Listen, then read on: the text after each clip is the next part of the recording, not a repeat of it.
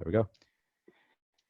Hello, everyone, and welcome to the Jupyter IPython developers call. It's Tuesday, March 13th, and we're following an agenda on Dropbox paper.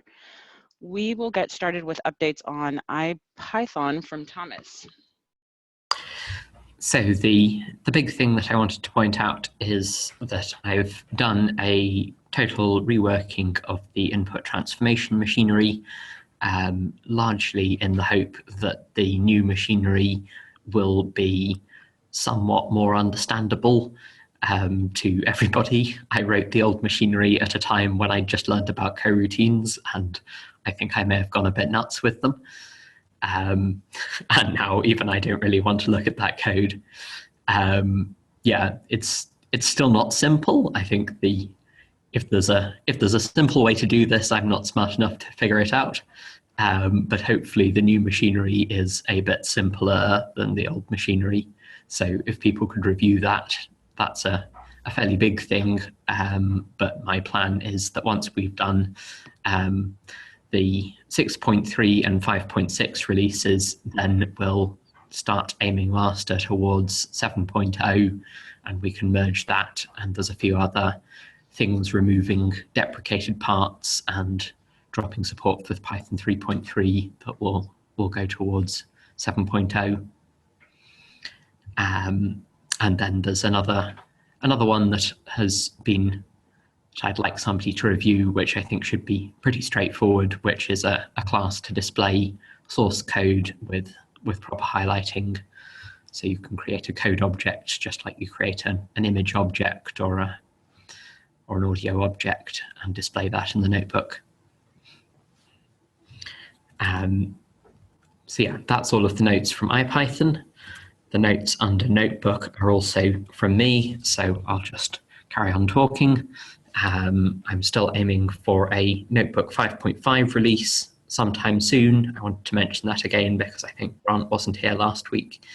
And Em and I have been working a bit on the Selenium tests, and we're going to do a bit more pair programming on that later in the week.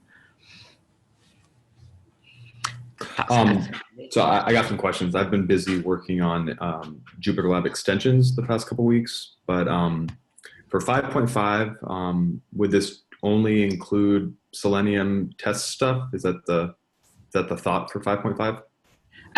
No, it's just like there's, it's been long enough since 5.4 that there's a bunch of bugs that we're telling people, oh yeah, that's been fixed already. We just need to do a new release.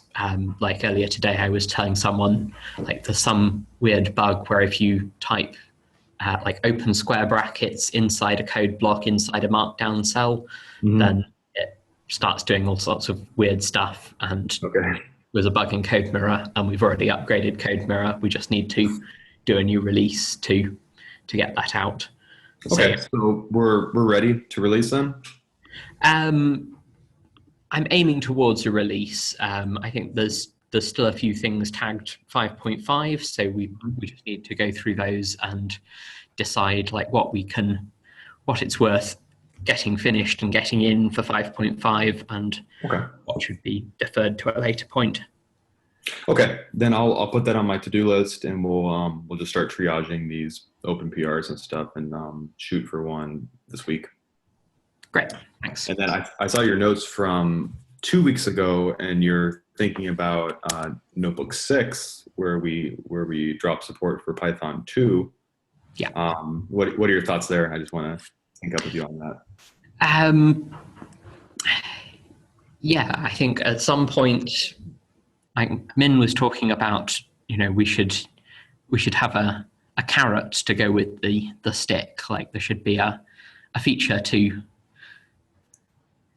that goes with that release to make it, instead of just dropping support. Upgrade.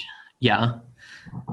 And possibly that might be the integrating the new kernel discovery and launch stuff that I've been working on, and I need to get back and do some more on that. Okay. And I think the official date for Python 2 end of life was decided a few days ago. So I think it's going to be January 1st, 2020. Okay. If that helps. So we don't have to wait until then. Yeah. Okay.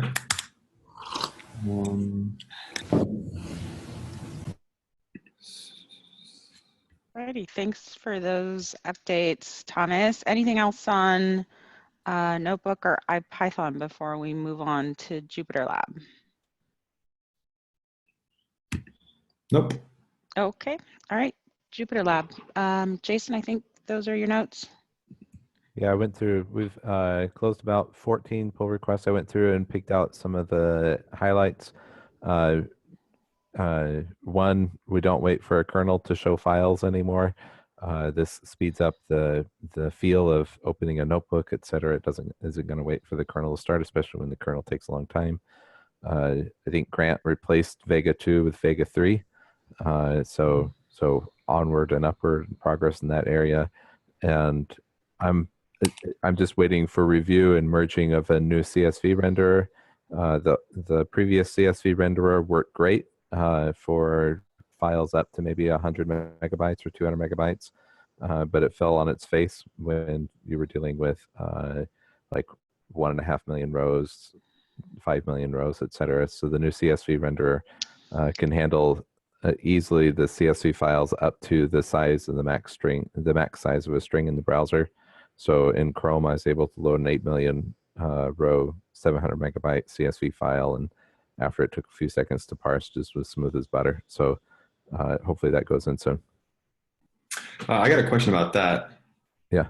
So there's discussion somewhere. I forget which issue it was, but so the CSV viewer currently works for CSV files. But if you had a big data frame or something like that, and you wanted to render that in the notebook, do you think there's any value in adding render mime support to the CSV extension so that I think the way it would happen is if you were using Pandas and you turned on the table schema feature, table schema rendering feature, and then you return a data frame, it would then use this data grid to render it.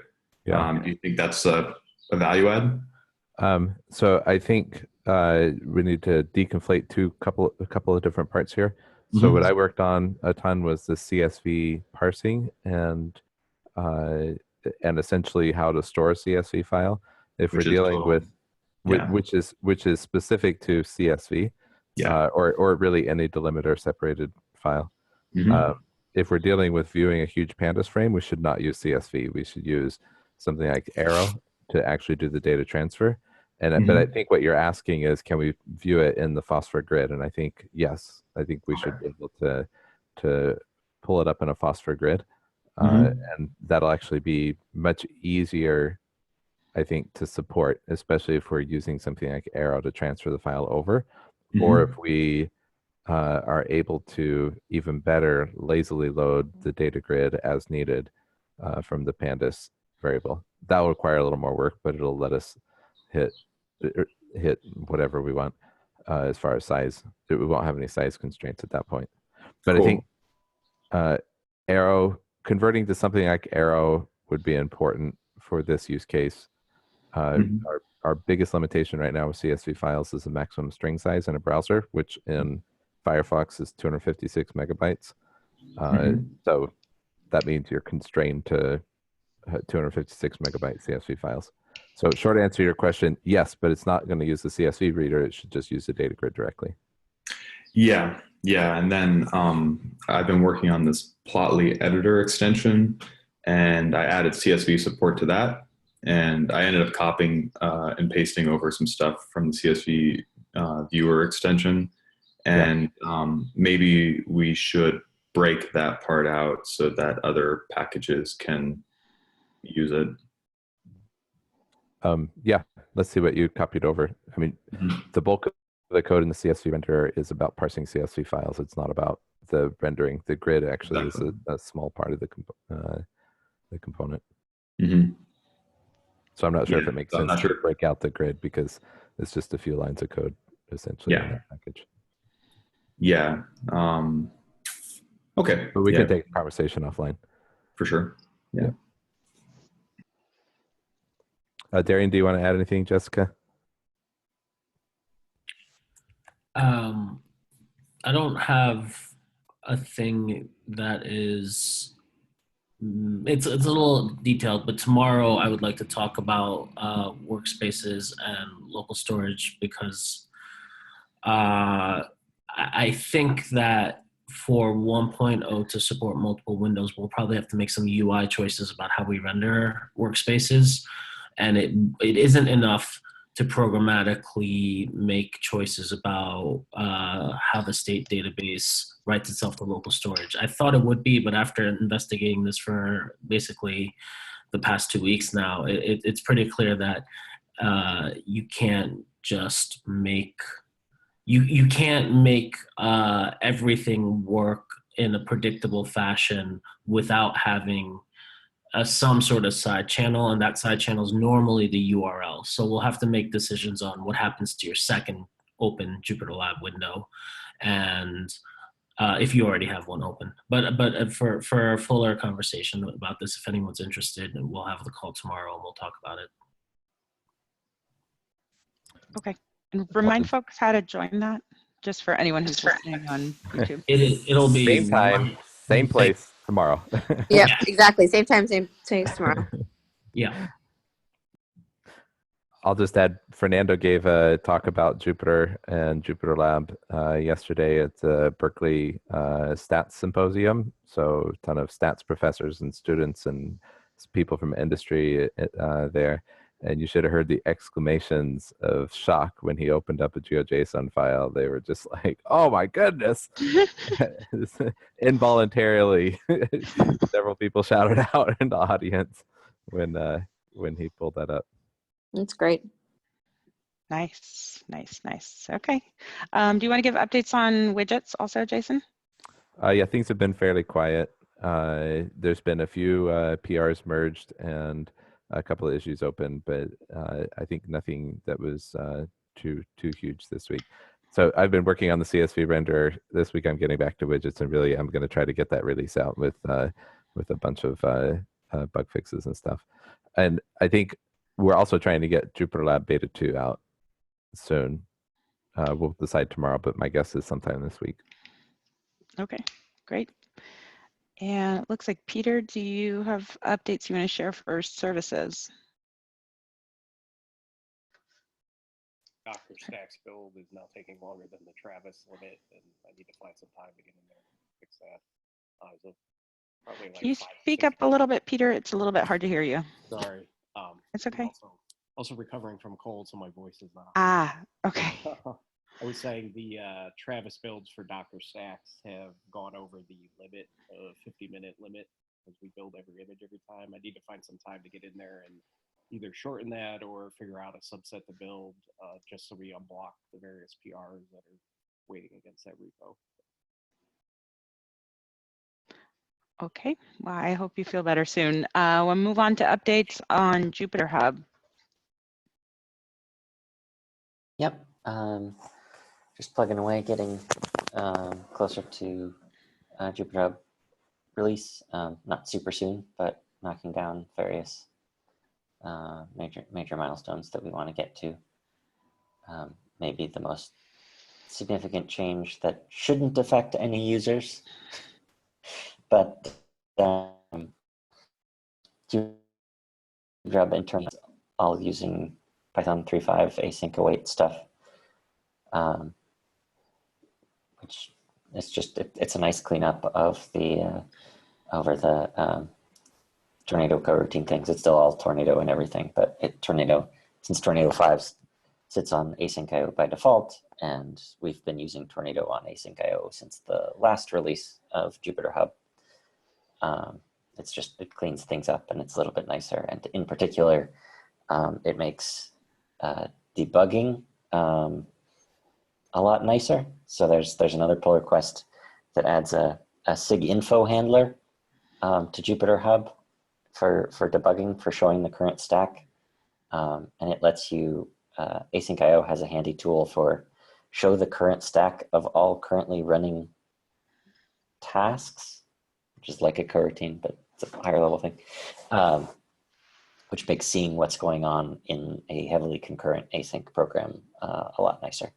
And so now in Jupyter Master, if you hit Control T, you'll see all the async stuff going on, and you won't have all the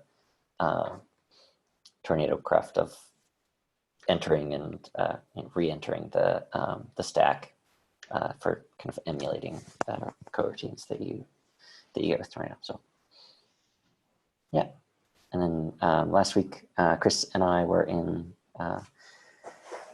France on Tuesday for Jupyter Day, which was great, and Darren gave a talk, and Chris and Sylvan.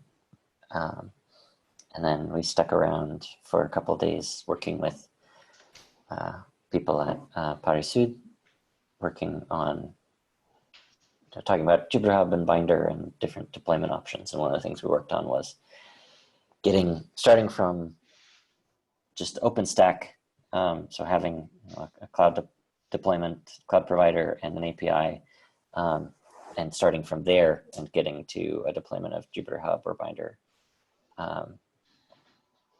And so far, all of our instructions assume you have a button to push that gives you Kubernetes, which Amazon and Microsoft and Google all do.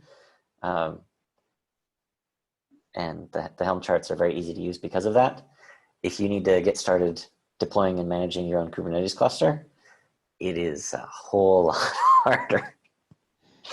Yeah, Kubernetes networking is just a great big mess of magic that I'm not sure how many people in the world really understand it. It doesn't include me. And yeah, so I think there's still a lot of room for people understanding how to get starting from something like OpenStack, getting Kubernetes deployed in like a sensible, simple reference deployment is something that doesn't seem to exist at this point. So I think it influences our kind of who our audience is in terms of the Helm charts and things. I think we should only target audiences of people who already have easy access to a Kubernetes deployment. I think Carol had some notes from where she was last week. I was at Southern California Linux Expo this weekend and the tail end of last week, and they had a whole like Kubernetes track for the 4 days, and exactly what Min is saying was brought up over and over again. There are some things like service catalog and bundles that will hopefully make it so that Jupyter Hub would be a like one button deploy, but that's a little further down the road. I was surprised how often Jupyter Hub came up in talks and slides. So I am hoping next week that we can talk a little bit about some of the other newer things that different folks are doing with Kubernetes. And I dropped a couple links in there, but we should make sure that we're kind of in front of the curve as opposed to getting run over by the curve. But it seems to be machine learning in all things seems to be a huge driver. And but yeah, it was a great conference, and yeah, lots of good stuff going on. Lots of people loving the notebooks, so that was kind of cool too. Yeah, I'd be happy to have. Okay. All right. Thank you for that. Oh, and our Binder meeting is next Wednesday for people who want to join on that. Okay, great. Yeah. Is that also on this channel? Yes. Yes, it is. Let's Okay. be sure though that that doesn't conflict with the Jupyter Lab meeting, because I think because Jupyter Lab is usually Wednesdays as well. It also conflicts with Jupyter pop-up in Boston. Oh, right, right. Jupyter pop-up day. We might have to push it out one more week, so push it 2 weeks then. Let's take that offline. Yeah, sure. Okay, Sounds good. So at this point, we're nearing the end of the agenda. This would be a chance to talk about or share anything that hasn't been covered in the agenda so far. I can give a quick update on JupyterCon. So we got more talks submitted than last year. So we are in the process of reviewing everything and ranking everything. Same feedback that was Carol was saying in Min, that we have a lot of submission on Jupyter Hub, and it's quite hard to select because we don't have enough spots for everyone. The review should be finished in. I'm going to do a linear regression by in my head in probably about a week or so, and it's looking like it's going to be a really great conference, and we'll get you up to date with the blog posts as soon as we can. Great. Looking forward to that announcement of the agenda. Anything else that hasn't been covered so far?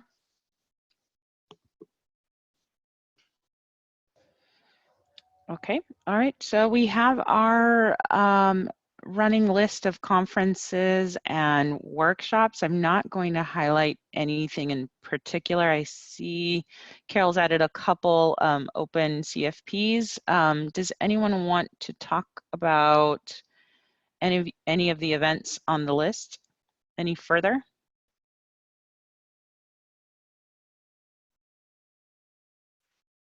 No.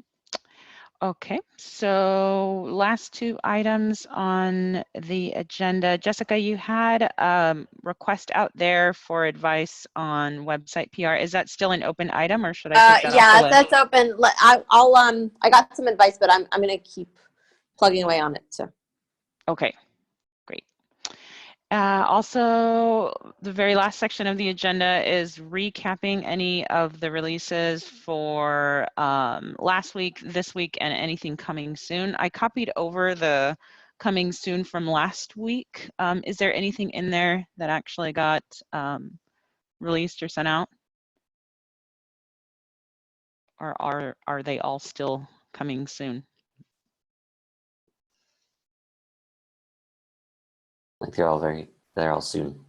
Okay, all right. It looks like Carol's adding a note in there. Do you want to talk about that, Carol, or is that just for folks to read?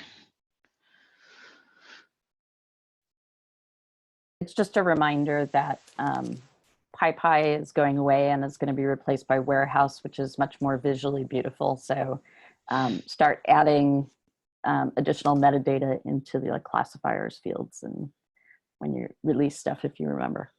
Wait, what should we be adding in there? I can post it offline, but we did it a little bit for the Jupyter client, but there's some additional metadata fields that get displayed more prominently in the new pypy.org than in the old pypy. So one of them is description of the project. And in fact, long description is actually, we found out yesterday and did a patch for it, that that is what is really prominently displayed. So you want to start filling that out. And do you know the timeline for, I mean, I've known about Warehouse being up for ages. Is there all of a sudden a change in a timeline for it is moving forward, and that is where like the releases are going now. Okay. But it is still in beta. Okay. And there is some timeline voting on their website. But and there's in the next couple of months, I think they're due to switch it over more. So they've got some funding from Mozilla to work on the new site and push it to the point where it can actually replace the old one. Great. And there seem to be some features that are already Warehouse only.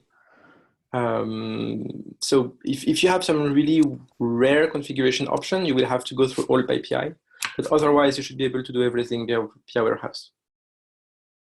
Great. And so we still use Twine to upload, like none of that changes. Okay. Yeah. Okay. And And if you haven't touched your configuration, you're already going through warehouse. Okay. Great. Thanks for the heads up. All right, looks like that's the end of our agenda. Thank you everyone for all the updates. It was great to see you. And Jason, if you could go ahead and end the recording, I think we're done.